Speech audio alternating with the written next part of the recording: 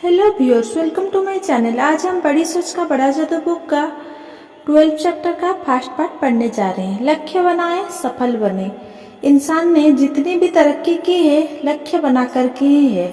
हमारे जितने भी आविष्कार हुए हैं, चाहे वे चिकित्सा के क्षेत्र में हो, इंजीनियरिंग के क्षेत्र में हो या किसी और क्षेत्र में हो, वो सभी इसी कारण संभव हुए हैं क्योंकि उन्हें हासिल करने का लक्ष्य बनाया गया था। बिजनेस में सफलता भी अक्सर इसीलिए मिलती है क्योंकि उसे हासिल करने का टारगेट बनाया गया था। उपग्रह धरती के चारों तरफ अपने आप चक्कर नहीं लगा रहे हैं, बल्कि इसीलिए चक्कर लगा रहे हैं क्योंकि वैज्ञानिकों ने अंतरिक्ष को जीतने का लक्ष्य बनाया था। लक्ष्य का मतलब है उद्देश्य। लक्ष्य सपने से ज्यादा होता है क्योंकि लक्ष्य का मतलब है सपने पर काम करना। लक्ष्य इससे ज्यादा स्पष्ट होता है। काश मैं ये कर सकता। लक्ष्य बहुत ही स्पष्ट होता है, मैं इसकी तरफ बढ़ रहा हूँ। जब तक लक्ष्य नहीं बनाया जाता तब तक कुछ भी हासिल नहीं किया जाता, तब तक उसकी तरफ कदम नहीं बढ़ाए जा सकते।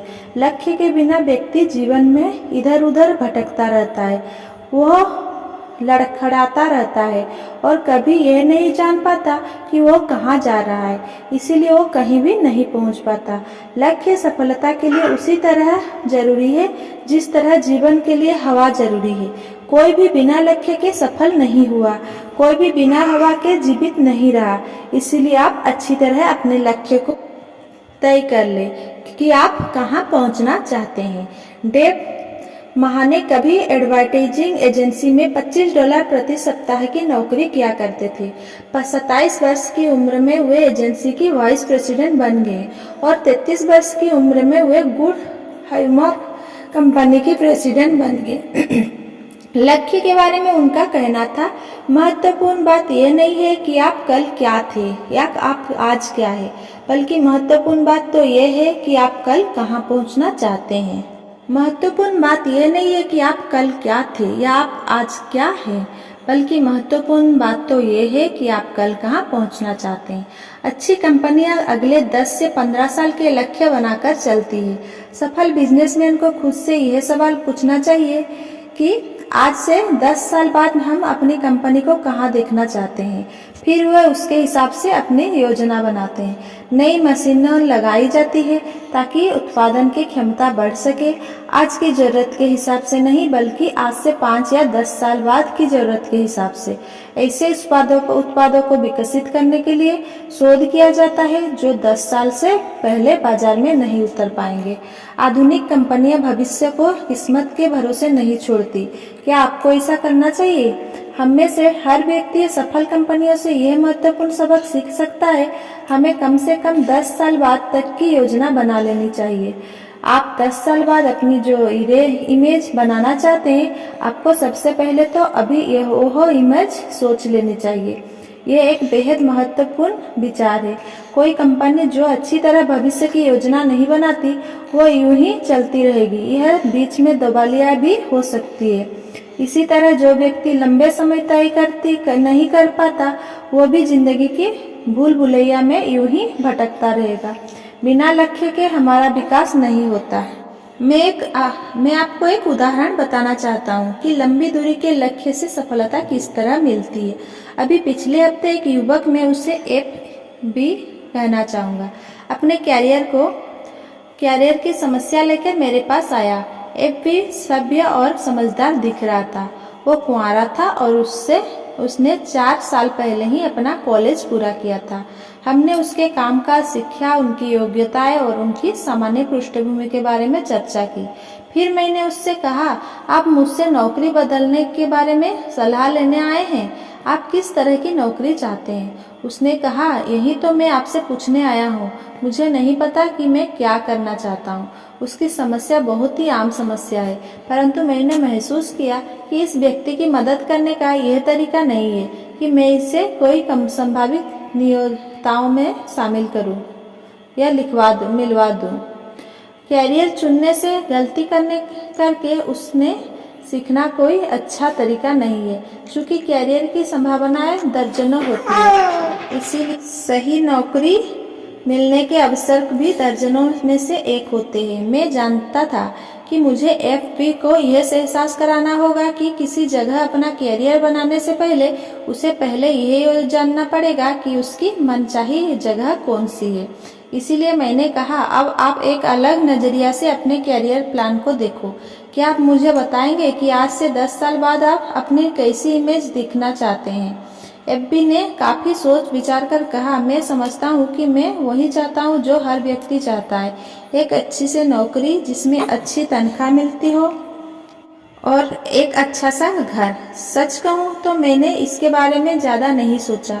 मैंने उसे आश्वस्त किया कि यह बिल्कुल स्वाभाविक है। फिर मैंने उसे बताया कि कैरियर चुनने की उसकी शैली वैसे ही थी जैसे हम किसी एयरलाइन टिकट काउंटर पर जाएं और कहें, मुझे एक टिकट दे दीजिए। टिकट बेचने वाले आपकी कोई मदद नहीं कर सकते जब तक कि आप उन्हें यह न बताएं कि आप कहाँ जाना चाहते हैं। इसीलिए मैंने कहा, और मैं तब तक नौकरी ढूंढने में आपकी मदद नहीं कर सकता जब तक कि आप मुझे यह ना बता दें कि आप कहाँ पहुँचना चाहते हैं। आप और सिर्फ आप ही मुझे यह बता सकते हैं कि आपका लक्ष्य क्या है। इससे एफबी सोचने पर मजबूर हो गया। अगले 2 हफ्ते तक हमने अलग अलग नौकरियां के अच्छे बुरे पहलुओं पर विचार करने के बजाय लक्ष्य निर्धारित करने के बारे में विचार किया। एफबी ने कैरियर प्लानिंग का सबसे महत्वपूर्ण सबक सीख लिया। शुरू करने से पहले जान ले आप कहाँ जाना चाहते हैं। सफल कंपनी की तरह आप आगे की योजना बनाएं। एक तरह से आप भी किसी कंपनी की तरह है। आपकी योग्यताएं, आपकी प्रतिभा, आपकी दक्षताएं आपके उत्पाद हैं। आप अपने उत्पादों को विकसित करना चाहते हैं ताकि आपको उनकी अधिकतम कीमत मिल सके। भविष्य की योजना बनाने से ऐसा करना संभव है। यहाँ 2 कदम सुझाए जा रहे हैं जो आपकी मदद करेगी। पहले तो अपने भविष्य को 3 खंडों में बांट दें, काम, धंधा, घर और समाज। अपने जीवन को खंडों में बांट देने से आप दुविधा में नहीं पड़ेंगे। आप आंतरिक संघर्ष की समस्या से बच सकेंगे और आप अपने भविष्य की पूरी तस्वीर देख सकेंगे। दूसरी बात, अपने आप से इन सवालों के स्पष्ट सुनिश्चित जवाब पूछ ले। मैं अपने जीवन में क्या हासिल करना चाहता हूँ, मैं क्या बनना चाहता हूँ और किस चीज़ से मुझे संतुष्टि मिलेगी। मदद के लिए नीचे दी हुई प्लानिंग गाइड का प्रयोग करें। आज से 10 साल बाद की मेरी इमेज 10 साल की प्लानिंग गाइड। पहला, काम धंधे का खंड। आज से 10 साल बाद मैं कितने आमदनी हासिल करना चाहता हूँ। दूसरा, मैं अपने पास कितनी जिम्मेदारी चाहता हूँ। तीसरा, मैं कितनी सत्ता, कितना अधिकार चाहता हूँ। चौथा, अपने काम धंधे से मैं कितनी प्रतिष्ठा चाहता हूँ। घर का खंड। आज से 10 साल बाद। पहला, मैं अपने कैरियर को किस तरह का जीवन स्तर देना चाहता हूँ। दूसरा, मैं किस तरह के घर में रहना चाहता हूँ। तीसरा, मैं किस तरह से छुट्टियाँ बिताना चाहता हूँ। चौथा, अपने बच्चों के शुरुआती वयस्क सालों में मैं उनकी कितनी आर्थिक मदद करना चाहता हूँ। सामाजिक खंड। आज से 10 साल बाद। पहला, मेरे पास किस तरह के दोस्त होने चाहिए। दूसरा, मैं किन सामाजिक समूहों से जुड़ना चाहता हूँ। तीसरा, मैं किन संस्थाओं का लीडर बनना चाहता हूँ। चौथा, मैं किन सामाजिक समस्याओं को दूर करने की पहल करना चाहता हूँ। कुछ साल पहले मेरे पुत्र ने जोर देकर कहा कि मैं उसके साथ मिलकर उसके कुत्ते के पिल्ले के लिए एक डॉग हाउस बनवाऊं। मेरा पुत्र पीनट नाम के इस पिल्ले से बहुत प्रेम करता था और उसे इस पर नाज था। पुत्र का उत्साह देखकर मैं उसके लगातार आग्रह को ठुकरा नहीं पाया और इस तरह हम दोनों पीनट का घर बनाने में जुट गए। कारपेंटर की हम दोनों की समझ कुल मिलाकर जीरो थी और जो घर बना वो इस बात का सबूत था। कुछ समय बाद मेरा एक अच्छा दोस्त आया और हमारे उस डॉग हाउस को देखने के बाद उसने पूछा, तुम लोग ने पेड़ पर यह क्या लटका रखा है, कहीं ये डॉग हाउस तो नहीं है? मैं जवाब दिया। फिर उसने हमारी कुछ गलतियों की तरफ हमारा ध्यान आकर्षित किया और अपनी पूरी बात को सारांश में इस तरह कहा, तुम लोग ने कोई योजना नहीं बनाई। आजकल कोई बिना ब्लूप्रिंट के डॉग हाउस नहीं बनाता। और कृपया जब भी आप अपने भविष्य की कल्पना करें तो बड़ी कल्पना करने से ना घबराएं। आजकल लोगों को उनके सपनों के आकार के हिसाब से तौला जाता है। कोई भी व्यक्ति जितना हासिल करना चाहता है उससे ज्यादा हासिल नहीं कर पाता। इसीलिए हमेशा अपने भविष्य के सपनों को बड़ा देखें। नीचे एक व्यक्ति के जीवन की योजना शब्द से बताई गई है, इसे पढ़ें। किस तरह उसने अपने भावी घर का लक्ष्य बनाया है यह देखें। जब उसने ये लिखा होगा तब निश्चित रूप से वो अपने भविष्य के घर को देख रहा होगा। मेरे घर का लक्ष्य गांव में होगा। घर सुंदर मैनर स्टाइल का होगा, दोमजिल्ला सफेद कलम इत्यादि, चारों तरफ फेंसिंग होगी और शायद वहाँ पर फिश पॉन्ड भी होगा, क्योंकि मेरी पत्नी और मुझे मछली पकड़ने का शौक है। हम अपने डाबरमैन के लिए जो घर बनाएंगे वो घर के पिछवाड़े बनाएंगे। मैं हमेशा से चाहता हूँ कि मेरे घर में एक लंबा सा ड्राइववे हो जिसके दोनों तरफ पेड़ लगे हो, परंतु मैं जानता हूँ कि मकान और घर में अंतर होता है। जरूरी नहीं है कि हर मकान घर भी हो। मैं अपने मकान को घर बनाने की पूरी कोशिश करूंगा। ये ध्यान रखूंगा कि यह खाने और सोने की जगह से ज्यादा कुछ बने। हम अपने योजना बनाते समय ईश्वर को भी नहीं भूले हैं। हम खर्च की गतिविधियों में एक निश्चित राशि दान में देंगे। आज से 10 साल बाद मैं अपने परिवार को दुनिया की सैर में ले जाना चाहूँगा। इसके पहले कि हमारा परिवार शादी ब्याह के कारण तितर बितर हो जाए, मैं ऐसा करना चाहता हूँ। अगर हमारे पास एक साथ पूरी दुनिया की सैर पर जाने का समय नहीं होगा तो हम इसे 4-5 अलग अलग छुट्टियों में बांट लेंगे और हर साल दुनिया के एक हिस्से की यात्रा करेंगे। स्वाभाविक रूप से मेरे घर के खंड की ये सारी योजनाएं इस बात पर निर्भर करती है कि मेरे काम धंधे की खंडे में मुझे कैसी सफलता मिलती है। इसलिए अगर मैं यह सब हासिल करना चाहता हूँ तो मुझे सफल होना ही पड़ेगा। ये योजना 5 साल पहले लिखी गई थी। तब उस व्यक्ति के पास 2 छोटे स्टोर्स थे। आज वो 5 स्टोर्स का मालिक है और उसने देहात में 17 एकड़ जमीन भी खरीद ली है, जहाँ वो अपना घर बनाने जा रहा है।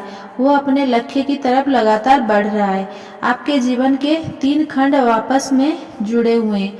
हर एक की सफलता किसी न किसी हद तक दूसरे पर निर्भर करती है, परंतु जो खंड बाकी सभी खंडों पर सबसे ज्यादा प्रभाव डालता है वो है आपका काम धंधे वाला खंड। हजारों साल पहले जिस गुफा मानव का घरेलू जीवन सबसे सुखद होता था और जिसे सर्वाधिक सामाजिक सम्मान मिलता था, वो शिकारी के रूप में सबसे सफल हुआ करता था। सामान्य तौर पर यही बात आज भी सही है। हम अपने परिवार को जो जीवन स्तर देते हैं और हमें जो सामाजिक सम्मान मिलता है वो काफी हद तक काम धंधे के खंड में हमारी सफलता के कारण मिलता है। कुछ समय पहले मैकिन्सी फाउंडेशन फॉर मैनेजमेंट रिसर्च ने व्यापक सर्वेक्षण करवाया ताकि यह जाना जा सके कि एग्जीक्यूटिव बनने के लिए सबसे ज्यादा जरूरी गुण कौन सा है। बिजनेस, सरकार, विज्ञान और धर्म के लीडर्स से सवाल पूछे गए।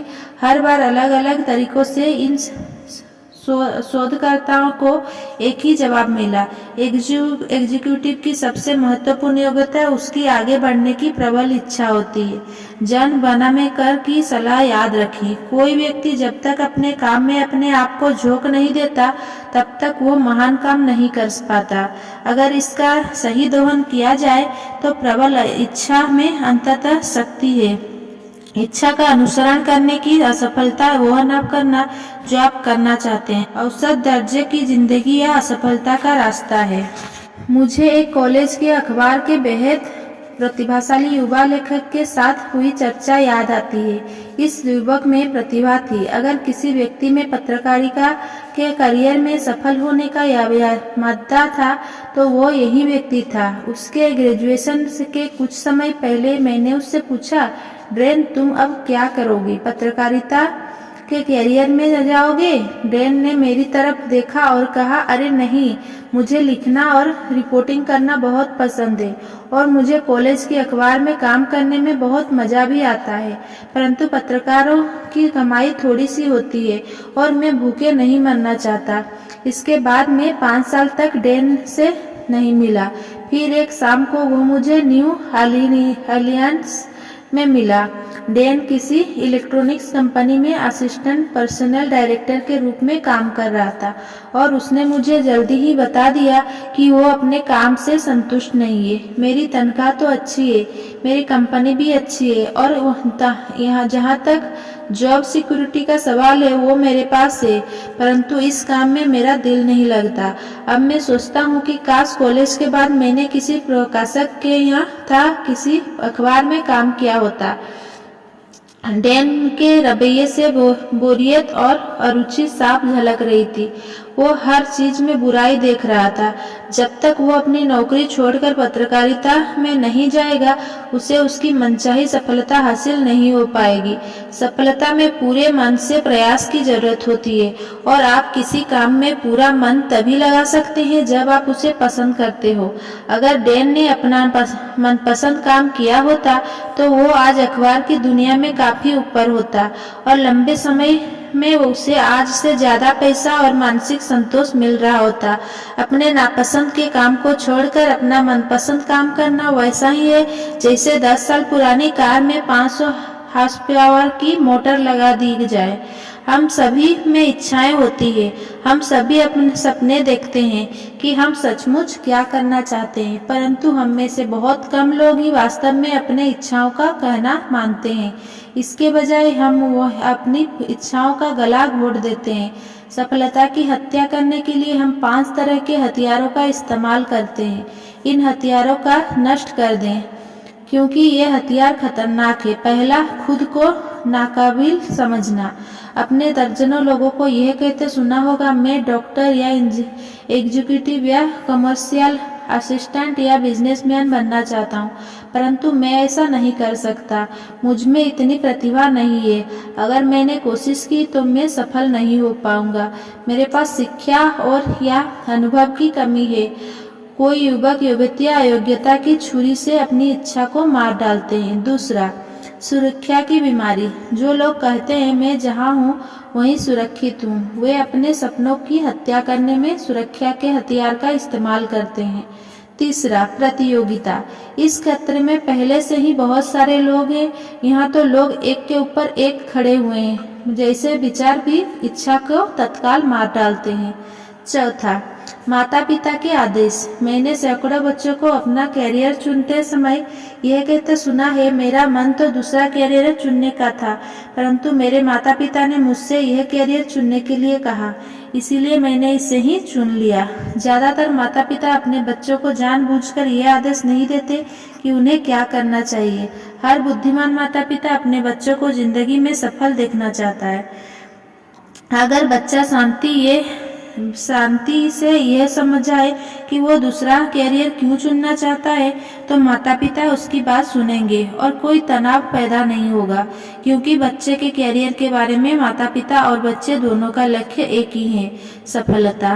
पांचवा, पारिवारिक जिम्मेदारी। अगर मैंने 5 साल पहले नौकरी बदली होती तो अच्छा रहता, परंतु अब मेरे पास परिवार है और इसीलिए मैं अब कुछ नहीं कर सकता। ये नजरिया भी आपकी इच्छाओं की हत्या करने का हथियार है। इन हत्या के हथियारों को फेंक दे। याद रखें, पूरी शक्ति हासिल करने का एकलौता तरीका पूरी ताकत से लक्ष्य की तरफ बढ़े चलने का एकमात्र उपाय यही है कि आप जो करना चाहते हैं वही करें। इच्छा के सामने समर्पण कर दें और बदले में आपको ऊर्जा, उत्साह, मानसिक स्फूर्ति और बेहतर सेहत भी मिलेगा। और इच्छा के सामने समर्पण करने की कोई उम्र नहीं होता। ज्यादातर सचमुच सफल लोग सप्ताह में 40 घंटे से भी ज्यादा समय तक काम करते हैं, परंतु आपने कभी नहीं सुना होगा कि उन्होंने ज्यादा काम की शिकायत की हो। सफल लोग का ध्यान लक्ष्य पर लगा होता है और इसी से उन्हें ऊर्जा मिलती है। इससे हमें यह शिक्षा मिलती है, जब आप एक इच्छित लक्ष्य बना लेते हैं और उस लक्ष्य की तरफ बढ़ने का संकल्प करते हैं तो आपकी ऊर्जा बढ़कर कई गुना हो जाती है। कई लोग करोड़ों लोग अपना लक्ष्य बनाकर और उस लक्ष्य को हासिल करने में जी जान से जुटकर नई ऊर्जा हासिल कर सकते हैं। लक्ष्य से बोरियत दूर होती है, लक्ष्य से कोई लंबी बीमारियां भी दूर हो जाती है। हम लक्ष्य की शक्ति में थोड़ा गहराई तक जाएं। जब आप अपनी इच्छाओं के आगे समर्पण करते हैं, जब आप अपने दिमाग पर लक्ष्य को हावी ना हो जाने देते हैं, तो आप में शारीरिक शक्ति, ऊर्जा और उत्साह का संचार होता है, जिसके सहारे आप उस लक्ष्य को हासिल कर सकते हैं। परंतु आपको कुछ और भी मिलता है जो उतना ही बहुमूल्य है। आपको संचालित या ऑटोमेटिक योजना मिलती है जो आपको सीधे लक्ष्य तक ले जाती है। किए गए लक्ष्य के साथ सबसे आश्चर्यजनक बात यह है कि वो आपको अपने तक पहुंचने की राह पर बनाए रखता है। इसमें कोई रहस्य नहीं है। दरअसल होता यह है, जब आप अपने लक्ष्य के आगे समर्पण कर देते हैं तो लक्ष्य आपके अवचेतन मस्तिष्क में जाकर बैठ जाता है। आपका अवचेतन मस्तिष्क हमेशा संतुलन में रहता है। हो सकता है कि आपका चेतन मस्तिष्क संतुलन में ना हो। आपका चेतन मस्तिष्क तभी संतुलन में रहता है जब ये वही करता है जो आपका अवचेतन मस्तिष्क सोच रहा है। अवचेतन मस्तिष्क के पूरे सहयोग के बिना कोई भी व्यक्ति झिझकेगा, दुविधा में होगा, अनिर्णय की स्थिति में होगा। अब जबकि आपका लक्ष्य आपके अवचेतन मस्तिष्क में गहरे बैठ गया है, तो आप अपने आप सही तरीके से काम करने लगते हैं। चैनल मस्तिष्क अब स्पष्ट सीधा चिंतन कर सकता है। मैं आपको दो काल्पनिक व्यक्तियों का उदाहरण देकर इस बात को समझाना चाहता हूँ। शायद इनमें आपको अपने आसपास के कई लोग की झलक दिखाई दे। हम इन्हें टॉम और जैक का नाम देंगे। ये दोनों बाकी सभी बातों में लगभग समान हैं। दोनों में एक ही चीज का अंतर है, टॉम का एक निश्चित लक्ष्य है, जैक का नहीं है। टॉम जानता है कि वो क्या बनना चाहता है। वो 10 साल बाद खुद को कॉरपोरेशन में के वाइस प्रेसिडेंट की कुर्सी पर बैठा देख रहा है। चूंकि टॉम ने अपने लक्ष्य के आगे समर्पण कर दिया है, इसीलिए उसके अवचेतन मस्तिष्क से उसका लक्ष्य से संकेत करता है, यह करो या यह मत करो, इससे तुम अपने लक्ष्य तक नहीं पहुंच पाओगे। लक्ष्य लगातार बोलता रहता है, मैं ही वो इमेज हूँ जिसे तुम्हें हकीकत बनाना है। मुझे हकीकत बनाने के लिए यह करना चाहिए। टॉम के पास लक्ष्य था, इसीलिए वो इधर उधर की बातों में नहीं उलझा। लक्ष्य ने उसे सारे कामों में सही रास्ता दिखाया। जब टॉम कोई सूट खरीदता था तो उसका लक्ष्य उसे बताता था कि उसे कौन सा सूट चुनना चाहिए। लक्ष्य ही टॉम को बताता था कि उसे अगली नौकरी किस तरह की चुनना चाहिए, बिजनेस मीटिंग में क्या कहना चाहिए, विवाद की स्थिति में क्या करना चाहिए, क्या पढ़ना चाहिए और किस तरह के सिद्धांतों पर चलना चाहिए। अगर टॉम अपने लक्ष्य से जरा सा भी इधर उधर भटकता था तो उसके अवचेतन मस्तिष्क में फिट संचालित यंत्र सक्रिय हो जाता था और उसे चेतावनी दे देता था कि वह भटक गया है और उसे बताता था कि वह सही राह पर जाने के लिए उसे क्या कदम उठाने होंगे। टॉम के लक्ष्य ने उसे अपनी नौकरी के वातावरण के प्रति बेहद संवेदनशील बना दिया था। दूसरी तरफ जैक के पास कोई लक्ष्य नहीं था, इसीलिए उसके पास मार्गदर्शन देने वाला संचालित यंत्र का अभाव था। वो जल्द ही दुविधा में पड़ जाता था। उसके काम बिना नीतियों के होते थे।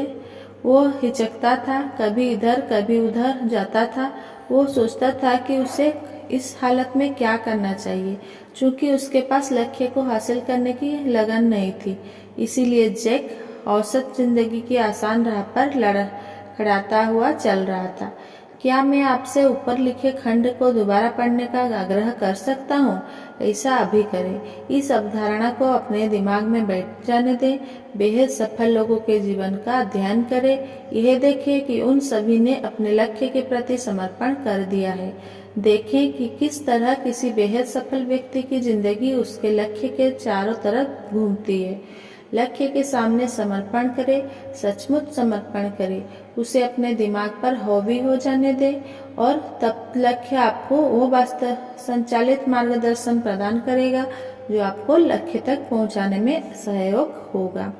हम लोगों के साथ अक्सर होता है कि किसी शनिवार को की सुबह जब हम सोकर उठते हैं तो हमारे पास कोई योजना नहीं होती। हम नहीं जानते कि हमें उस दिन क्या करना है। इस तरह के दिन हम लगभग कुछ हासिल नहीं कर पाते। हम दिन को यूं ही गुजार देते हैं और जब दिन खत्म हो जाता है तो खुश होते हैं, परंतु जब हम किसी दिन को योजना के साथ शुरू करते हैं तो हमारे काम फटाफट हो जाते हैं। ये अनुभव एक महत्वपूर्ण सबक सिखाता है। किसी काम में सफलता हासिल करने के लिए हमें उस काम की योजना बनाना चाहिए।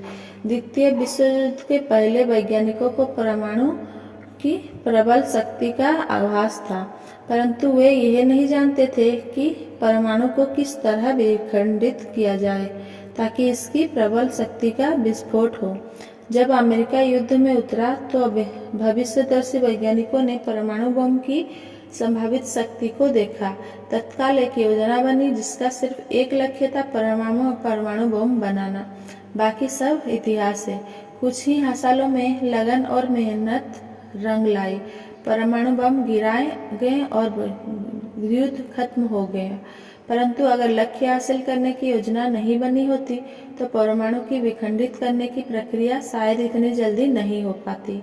शायद इसमें 1 दशक या इससे भी ज्यादा का विलंब हुआ होता। अगर आपको काम करना है तो उसके लक्ष्य बना ले। हमारे उत्पादन का भट्ठा भी ही बैठ जाएगा अगर हम उत्पादन के टारगेट ना बनाए। सभी कंपनियों के अफसर टारगेट डेट और उत्पादन की संख्या का लक्ष्य बनाते हैं। सेल्समैन तभी ज्यादा सामान बेच पाते हैं जब उन्हें निश्चित संख्या में माल बेचने का लक्ष्य दिया जाता है। प्रोफेसर जानते हैं कि विद्यार्थी तभी अपने टर्म पेपर लिख पाते हैं जब उसके लिए डेडलाइन तय कर दी जाती है। तो अगर आप सफलता की तरफ आगे बढ़ना चाहते हैं तो लक्ष्य तय करें, डेडलाइन बनाएं। किस तारीख तक आप लक्ष्य हासिल करेंगे यह तय करें। अपने आप यह तय करें कि आप इतने समय में इतना हासिल करेंगे। आप केवल उतना ही हासिल कर सकते हैं जितना हासिल करने की आपने योजना बनाई है। ट्यूलेन यूनिवर्सिटी स्कूल ऑफ मेडिसिन के डॉक्टर जॉर्ज ई वर्क मानवीय दीर्घजीविता की विशेषज्ञ हैं। उनके अनुसार कई चीजों से यह तय होता है कि आप कितने समय तक जिएंगे। वजन, आनुवंशिकता, खान पान, मानसिक तनाव, व्यक्तिगत आदतें। परंतु डॉक्टर वर्क कहते हैं जल्दी मरने का सबसे आसान तरीका है रिटायर हो जाना और कुछ न करना। हर इंसान को जिंदा रहने के लिए जीवन में रुचि लेना चाहिए। हम में से हर एक के पास विकल्प है। रिटायरमेंट हमारे लिए शुरुआत ही भी हो सकता है और अंत भी। कुछ मत करो, बस खाओ, सो और दिन काटो का रवैया रिटायरमेंट का खुद को तेजी से जहर दे दो वाला रास्ता है। जो लोग रिटायरमेंट को सक्रिय जीवन का अंत मानते हैं उनमें से ज्यादातर लोगों के जीवन का अंत भी इसके तत्काल बाद हो जाता है। चूंकि अब जीवन का कोई लक्ष्य नहीं बचा है, जीने का कोई कारण नहीं बचा है, इसीलिए जिंदगी खत्म हो जाती है। दूसरी तरफ रिटायर होने का बुद्धिमत्तापूर्ण रवैया है।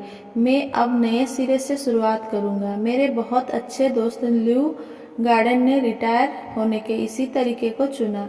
ल्यू कुछ साल पहले अटलांटा के सबसे बड़े बैंक के वाइस प्रेसिडेंट के रूप में रिटायर हुए थे, परंतु उन्होंने अपने रिटायरमेंट के दिन को अपनी नई जिंदगी का शुरुआत माना था। उन्होंने खुद को बिजनेस सलाहकार के रूप में स्थापित किया और उनकी प्रगति आश्चर्यजनक है। अब वे 8 साल से 70 के बीच है 60 से 70 साल के बीच है। वे ढेर सारे ग्राहकों को सेवाएं देते हैं और वक्ता के रूप में उनकी देश भर में अभांग है। उनकी एक योजना पी सिग्मा एलपी नामक संस्था बनाने की थी, वो जो प्रोफेशनल सेल्समैन और सेल्स एग्जीक्यूटिव की संस्था है। हर बार जब मैं देखता हूँ ल्यू की उम्र मुझे पहले से कम दिखती है। अभी भी अपनी आत्मा में वे 30 साल के जवान हैं। मैं ऐसे बहुत कम लोगों को जानता हूँ जो इतनी उम्र में जीवन से सुख की इतनी फसल काट रहे हैं जितना कि यह वरिष्ठ नागरिक जिसने रिटायरमेंट के जीवन को अंत नहीं पाना। और ल्यू गार्डन की तरह के तरह के आगे लोग बोरिंग बुढ़े नहीं होते जो सिर्फ अपने दुख की दास्तान ही सुनाते हैं। लक्ष्य, प्रबल लक्ष्य किसी व्यक्ति को जिंदा रख सकते हैं, चाहे उसकी शारीरिक स्थिति कैसी भी हो। मिसेज डॉक्टर मेरी कॉलेज के एक मित्र की माँ थी। उन्हें तभी कैंसर हो गया था जब उनका पुत्र केवल 2 साल का था। इतना ही नहीं, बीमारी का पता चलने से 3 महीने पहले ही उनके पति की मृत्यु हो गई थी।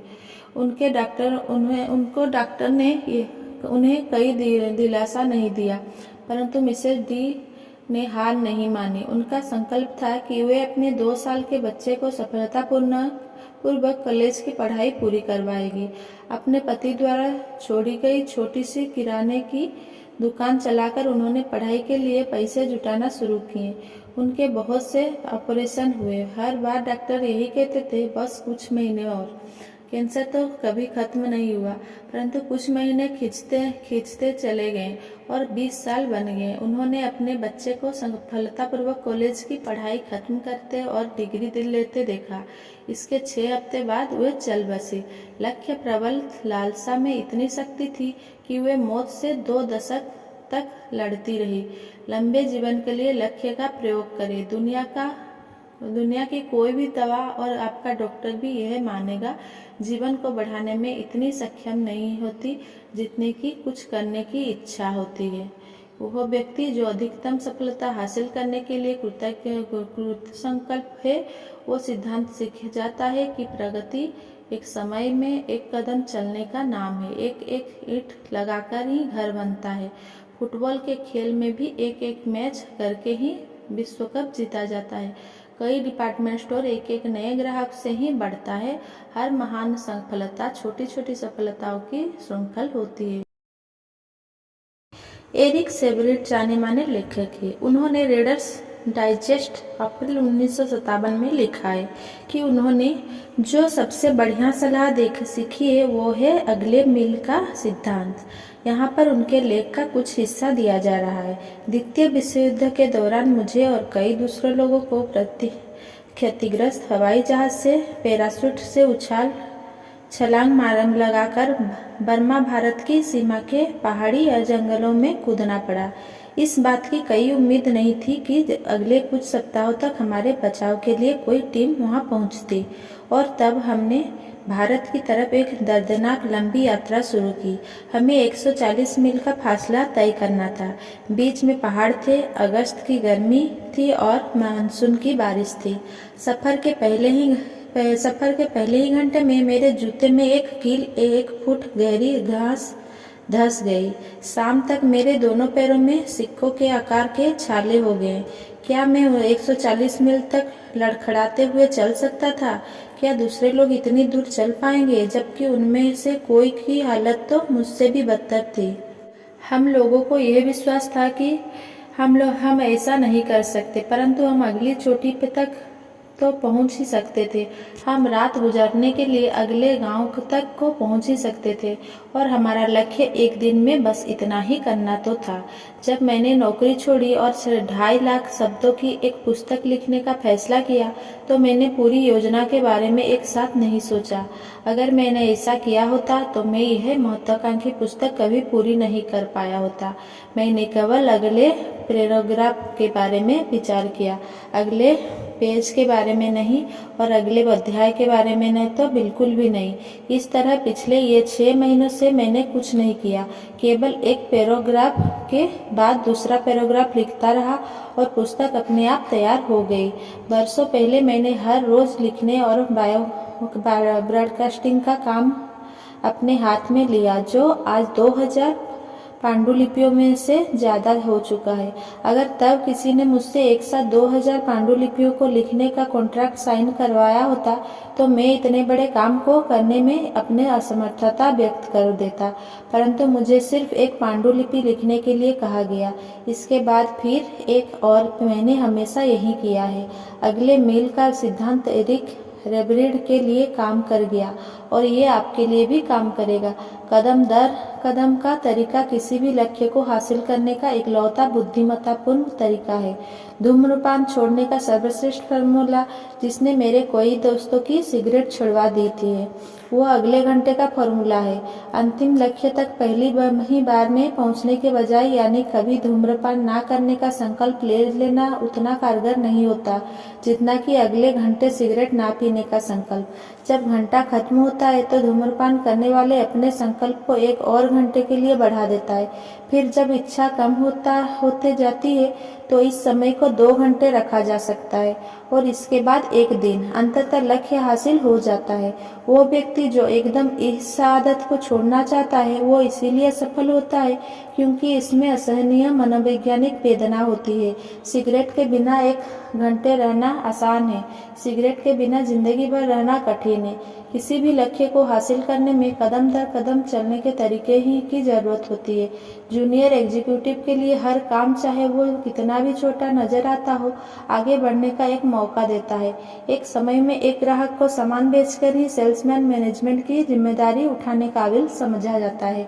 धर्मोपदेशक के लिए हर प्रवचन, प्रोफेसर के लिए हर लेक्चर, वैज्ञानिकों के लिए हर प्रयोग, बिजनेसमैन के लिए हर मीटिंग महान लक्ष्य की तरफ एक कदम आगे बढ़ाने का अवसर है। कई बार ऐसा लगता है जैसे कोई अचानक सफल हो गया है, परंतु अगर आप ऐसे लोगों के इतिहास को देखें जो अचानक चोटी पर पहुंचते देखे हो तो आप पाएंगे कि उन्होंने पहले काफी जमीनी तैयारी की थी और जो तथाकथित सफल हो लोग अपनी प्रसिद्धि को जल्दी ही गंवा देते हैं वे दरअसल ऐसे नकली लोग होते हैं जिनकी नींव कमजोर होती है। जिस तरह कोई सुंदर इमारत पत्थर के टुकड़ों से बनती है उसी तरह सफल जिंदगी हमारे छोटे छोटे कामों से ही बनती है। यह करें चाहे आपको अपना अगला काम कितना ही महत्वहीन लगे, परंतु चूंकि यह सही दिशा में एक कदम है इसीलिए इस काम को पूरा करके अपने अंतिम लक्ष्य की तरफ बढ़े चले। इस प्रश्न को याद कर ले और अपने हर काम में मूल्यांकन में इसकी मदद ले। क्या यह मुझे वहां ले जाएगा जहां मैं पहुंचना चाहता हूं? अगर जवाब ना में है तो पीछे हट जाएं, अगर जवाब हाँ में है तो बेधड़क आगे बढ़ जाएं। यह स्पष्ट है हम सफलता की कोई बड़ी छलांग नहीं लगाते, हम वहां तक एक समय में एक एक कदम बढ़ाकर पहुंचते हैं। सफल उपलब्धि के लिए मासिक कोटा निर्धारित करना एक उत्तम नीति है। अपना मूल्यांकन स्वयं करें, यह तय करें कि अपने आप को ज्यादा प्रभावी बनाने के लिए आपको क्या करना चाहिए। नीचे दिए गए फॉर्म का प्रयोग मार्गदर्शक के रूप में करें। हर महत्वपूर्ण शीर्षक के अंतर्गत वो काम लिख ले जो आप अगले 30 दिनों में करना चाहते हैं। फिर जब 30 दिन का समय खत्म हो जाए तो अपने प्रगति की जांच करें और एक नया 30 दिवसीय लक्ष्य बना ले। हमेशा छोटे छोटे काम करते रहे ताकि आप बड़े काम करने के लिए तैयार रहें। 30 दिवसीय सुधारक मार्गदर्शिका। अभी और डैश के बीच में यह करूंगा, इन आदतों को छोड़ूंगा। सुझाव: काम टालना, नकारात्मक भाषा कहना, एक दिन में 1 घंटे से ज्यादा टीवी देखना, गपशप करना। बी, इन आदतों को डालूंगा। सुझाव: पहला, अपने हुलिये का हर सुबह कड़ा मूल्यांकन करें। रात को सोते समय अगले दिन की योजना बनाएं। तीसरा, हर संभव मौके पर लोगों की तारीफ करें। सी, इन तारीफों से अपने बॉस की नजरों में अपना मूल्य बढ़ाएं। सुझाव: अपने अधीनस्थ को विकसित करने में सहयोग दें। दूसरा, अपनी कंपनी के बारे में, इसके काम के बारे में और इसके ग्राहकों के बारे में ज्यादा जानें।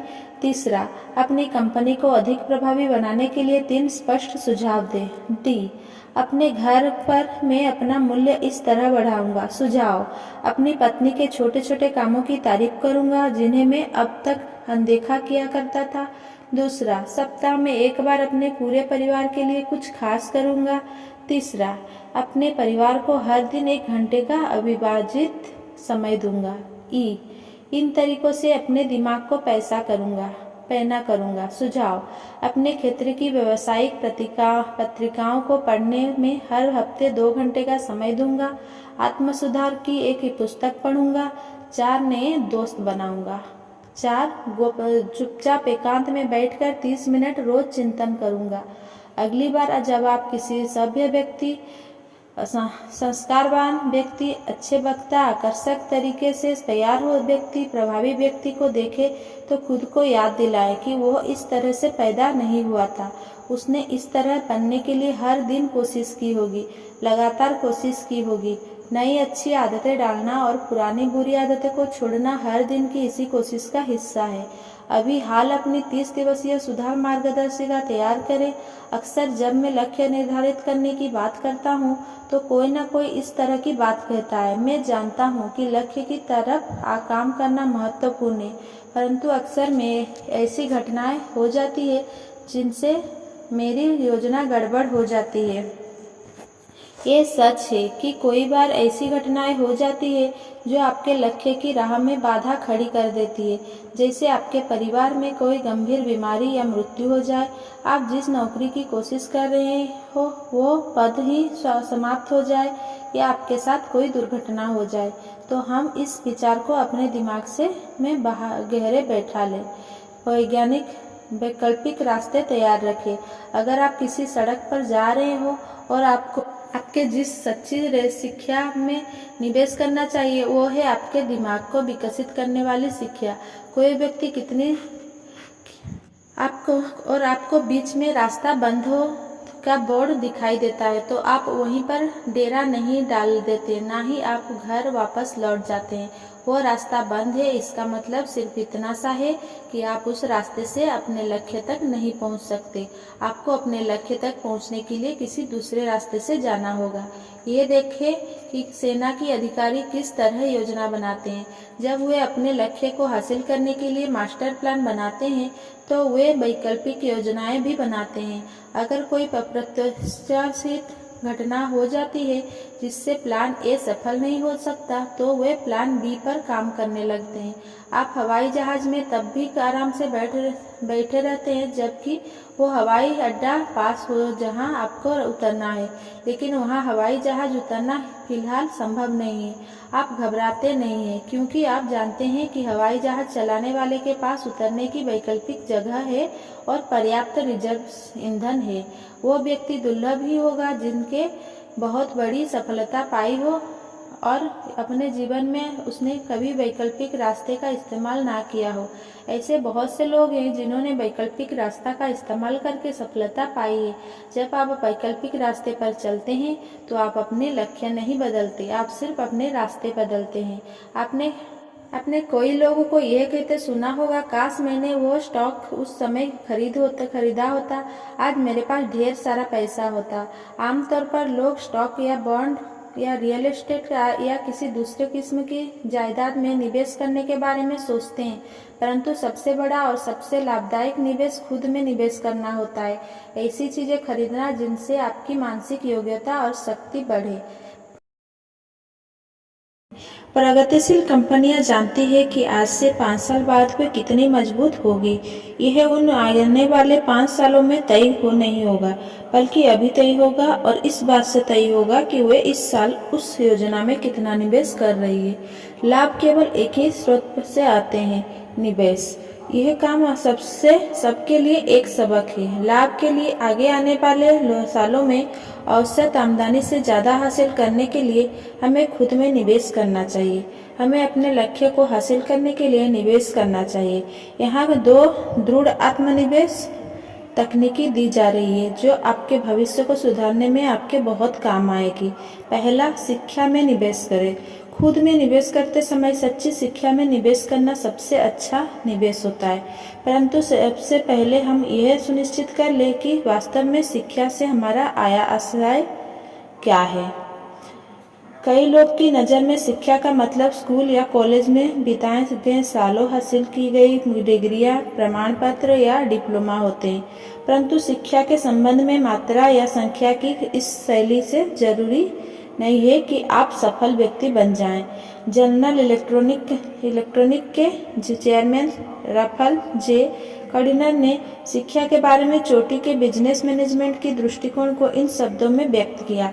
हमारे 2 सबसे बेहतरीन प्रेसिडेंट मिस्टर बिलमैन और मिस्टर कैफिन कभी कॉलेज में नहीं पढ़े। हालांकि हमारे कई वर्तमान अफसर पीएचडी है, परंतु 41 में से 12 के पास कोई कॉलेज डिग्री नहीं है। हम योग्यता में विश्वास करते हैं, डिप्लोमा में नहीं। डिप्लोमा या डिग्री से आपको नौकरी ढूंढने में मदद तो मिल सकती है, परंतु उस नौकरी में आपकी प्रगति की कोई गारंटी नहीं मिल सकती। बिजनेस में महत्व योग्यता का होता है, डिप्लोमा का नहीं। कई और लोगों के लिए शिक्षा का मतलब ढेर सारी जानकारी होता है जिसे दिमाग में भरा जाता है, परंतु यह तथ्य को खोजने सोखने वाली शिक्षा का शैली आपको वहां नहीं ले जाएगी जहां आप पहुंचना चाहते हैं। हम गोदाम में भरी जानकारी के लिए पुस्तकों, फाइलों और मशीनों पर निर्भर होते जा रहे हैं। अगर हम उतना ही कर सकते हैं जितना कि कोई मशीन, तो हमारा अस्तित्व सचमुच खतरे में है। आपको जिस सच्ची शिक्षा में निवेश करना चाहिए वो है आपके दिमाग को विकसित करने वाली शिक्षा। कोई व्यक्ति कितना सुरक्षित है ये इस बात से पता चलता है कि उसका दिमाग कितनी अच्छी तरह विकसित है। संक्षेप में, वो कितनी अच्छी तरह सोचता है। जो भी चीज सोचने की योग्यता को सुधारती है शिक्षा है। और आप कई तरीकों से शिक्षा प्राप्त कर सकते हैं, परंतु ज्यादातर लोगों के लिए शिक्षा के सर्वाधिक प्रभावी स्रोत करीबी कॉलेज और यूनिवर्सिटी होते हैं। शिक्षा उनका बिजनेस है। अगर आप काफी समय से कॉलेज में ना घुसे हो तो आपको वहां जाने पर हैरानी होगी। आपको यह जानकर खुशी होगी कि वहां बहुत सारे कोर्स मौजूद है। आपको यह जानकर भी खुशी होगी कि आप नौकरी के बाद भी कॉलेज जा सकते हैं और वहां पर जो विद्यार्थी आते हैं वे मंदबुद्धि नहीं होते, बल्कि कई तो सचमुच प्रतिभाशाली व्यक्ति होते हैं, जिनमें से कोई बहुत जिम्मेदारी को पदों पर काम करते हैं।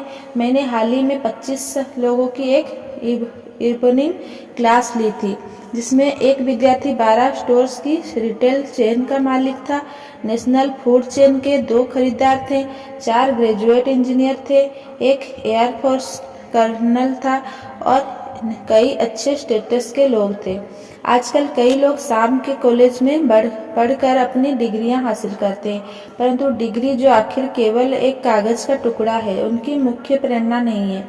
वे कॉलेज इसीलिए जाते हैं ताकि वे अपने दिमाग का विकास कर सके, क्योंकि उनका भविष्य इसी से सुधरेगा। वही सच्चा निवेश है जो आपके भविष्य को सुधारने में क्या किया जाता है। और इस बारे में कई गलतफहमी ना पालें। शिक्षा एक असली सौदा है। 75 से $150 के निवेश से आप 1 साल तक हर सप्ताह 1 रात कॉलेज जा सकते हैं।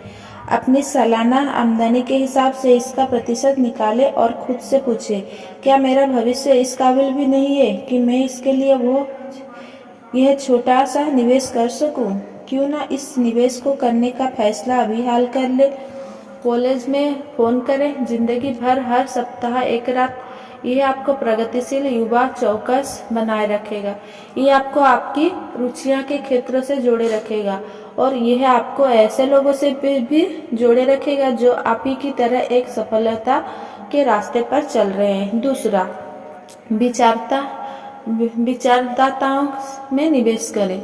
शिक्षा आपके मस्तिष्क को ढालने में मदद करती है, नई परिस्थितियों का सामना करने का प्रशिक्षण देती है और समस्याएं सुलझाने में आपकी मदद करती है। विचारदाता यानी जो विचार देता है वो भी इससे मिलता जुलता काम करता है। विचारदाता आपके मस्तिष्क का पोषण करते हैं, आपको सोचने के लिए रचनात्मक सामग्री देते हैं। सर्वश्रेष्ठ विचारदाता कौन है? वैसे तो कोई है, परंतु अच्छी गुणवत्ता की सामग्री की सतत आपूर्ति के लिए आप ऐसा करें। हर महीने एक प्रेरणादायक पुस्तक खरीदने का संकल्प करें और 2 विचार प्रधान पत्रिकाओं के ग्राहक बन जाएं। इस तरह बहुत ही कम पैसे और समय में आप सर्वश्रेष्ठ चिंतक और विचारकों के संपर्क में आ जाएंगे। एक दिन लंच पर मैंने एक व्यक्ति को यह कहते सुना, परंतु इसकी कीमत $20 प्रति वर्ष है। मैं वॉल स्ट्रीट जर्नल पढ़ने की इतनी कीमत नहीं दे सकता। उसके साथी ने, जो सफलता के लक्ष्य का पीछा कर रहा था, जवाब दिया, मैंने पाया है कि मैं वॉल स्ट्रीट जर्नल न पढ़ने की कीमत नहीं चुका सकता। तो आप सफल लोगों से सीखें, अपने आप में निवेश करें। आइए काम में जुटें। अब एक बार सारांश में यह देखें कि हम इन सफलता के सिद्धांतों को किस तरह काम में ले आ सकते हैं। पहले इस बात की साफ तस्वीर बना लें कि आप कहां पहुंचना चाहते हैं। आज से 10 साल बाद आप कैसे होना चाहेंगे, इस बात की कल्पना करें। दूसरा, अपने 10 साल के प्लान को लिख लें। आपका जीवन इतना महत्वपूर्ण है कि इसे किस्मत के भरोसे नहीं छोड़ा जा सकता। आप अपने काम का धंधे, अपने घर और अपने सामाजिक खंडों में जो हासिल करना चाहते हैं उसे कागज पर लिख लें। तीसरा, अपनी इच्छाओं के आगे समर्पण कर दें। ज़्यादा ऊर्जा हासिल करने के लिए लक्ष्य निर्धारित करें। काम करने के लिए लक्ष्य तय करें। लक्ष्य तय करें और जीने का असली आनंद लें। चौथा, अपने प्रमुख लक्ष्य को ऑटोमेटिक पायलट बनने दें। जब आपका लक्ष्य आप पर हावी हो जाएगा तो आप पाएंगे कि आप अपने लक्ष्य तक पहुंचने के लिए सही फैसले कर रहे हैं। पंचमा, अपने लक्ष्य हासिल करने के लिए एक बार में एक कदम बढ़ाएं। आप जो भी काम करें, चाहे वो कितना ही छोटा क्यों ना देखे, उसे अपने लक्ष्य की तरह एक कदम माने। छठा, 30 दिनों के लक्ष्य बनाते रहे। दिन प्रतिदिन के प्रयास का परिणाम अच्छा होता है। सातवां, वैकल्पिक रास्ते तय करें। वैकल्पिक रास्ते का मतलब सिर्फ दूसरा रास्ता चुनना होता है। इसका यह मतलब नहीं होता कि आपने अपने लक्ष्य को बदला है, आपने तो सिर्फ अपना रास्ता बदला हो। आठवां, अपने आप में निवेश करें। ऐसी चीजें खरीदें जिनसे आपकी मानसिक योग्यता और शक्ति बढ़े। शिक्षा में निवेश करें, विचारशील सामग्री में निवेश करें। Thanks for watching. Please like, comment, share and subscribe. Thank you.